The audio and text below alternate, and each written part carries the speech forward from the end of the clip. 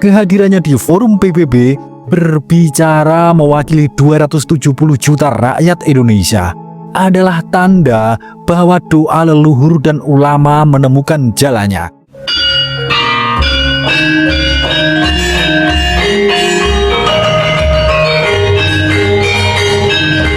Assalamualaikum warahmatullahi wabarakatuh. Salam waras-waras wae. Apakah benar sejarah itu akan berulang? Tahun 1960, dunia dikejutkan oleh pidato Presiden Soekarno di sidang umum PBB. Suara lantangnya menembus batas bangsa hingga diakui sebagai Memory of the World oleh UNESCO. Kini, 65 tahun kemudian, seorang presiden Indonesia kembali berdiri di podium yang sama. Dia adalah Prabowo Subianto. Pidatonya di sidang umum PBB ke-80 tahun 2025 tidak sekedar seremonial.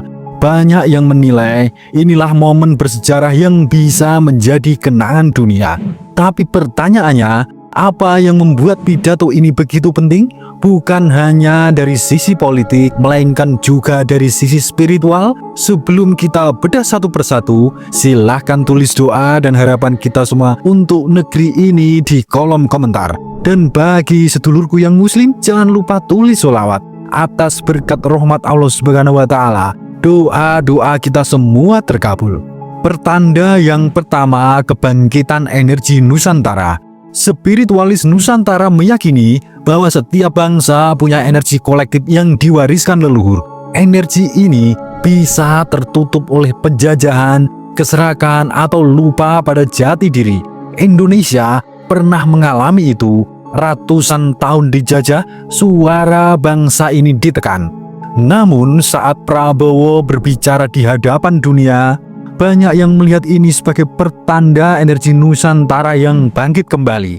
Dalam doa para leluhur, ada keyakinan bahwa bangsa ini kelak akan menjadi penuntun peradaban dunia. Pidato Prabowo di PBB adalah simbol Indonesia bukan lagi sekedar penonton, tapi pemain utama. Suara Nusantara menggema kembali di forum global. Pertanda yang kedua, siklus sejarah yang berulang.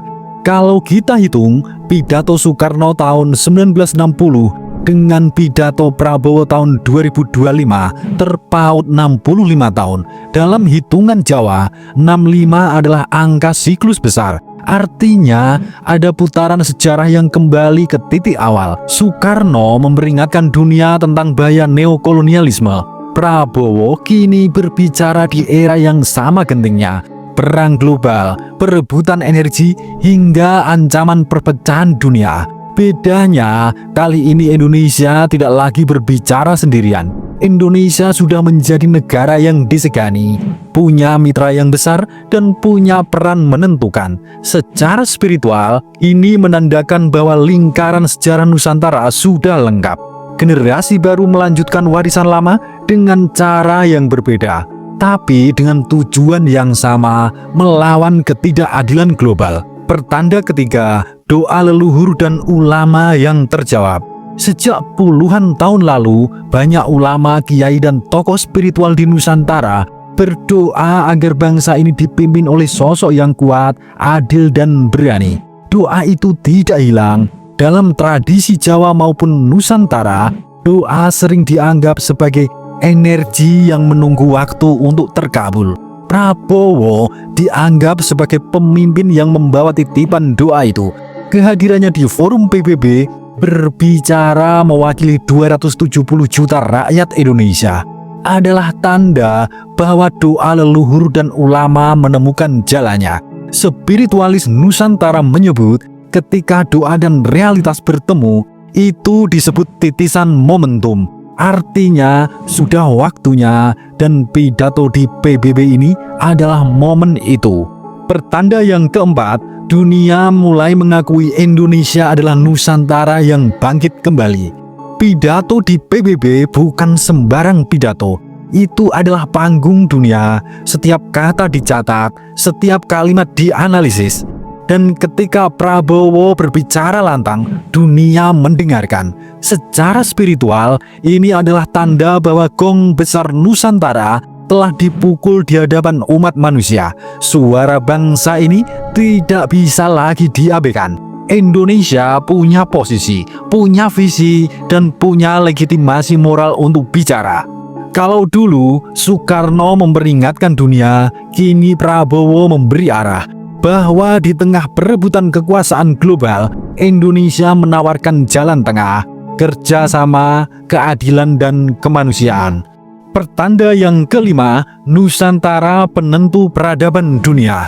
Ramalan Jawa kuno, Serat Musarar hingga Jangka Jayabaya menyebut bahwa suatu saat dari tanah Jawa akan lahir pemimpin yang membuka jalan menuju zaman keadilan. Pidato Prabowo bisa dilihat sebagai awal dari pertanda itu. Dunia sedang kacau, krisis pangan, perang, perebutan energi, perubahan iklim.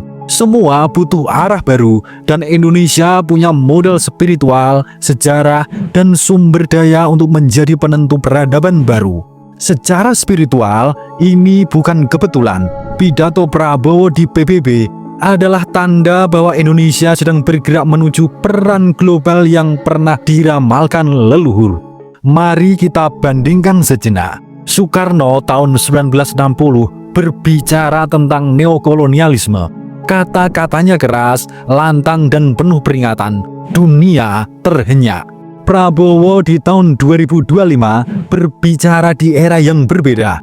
Dunia sudah berubah, tapi masalahnya sama. Ketidakadilan global, keserakahan segelintir elit, dan penderitaan rakyat kecil. Bedanya, kini Indonesia tidak lagi sekedar mengkritik.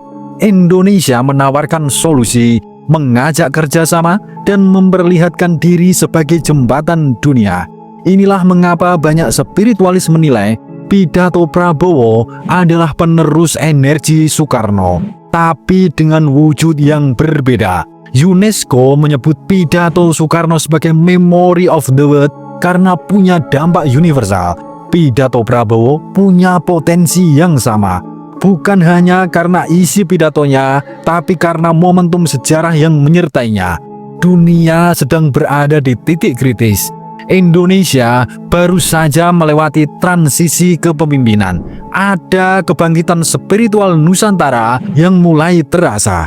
Kalau momentum ini tercatat, maka kelak pidato Prabowo akan dikenang bukan sekedar dokumen politik, tapi sebagai warisan dunia. Pidato ini bukan sekedar ucapan di podium. Ia adalah simbol perjalanan panjang bangsa Indonesia, sebuah tanda bahwa doa para leluhur, ramalan kuno, dan kerja keras generasi kini mulai menemukan titik terang. Sejarah berulang. Dari Soekarno ke Prabowo, Indonesia mulai menorehkan jejaknya di panggung dunia.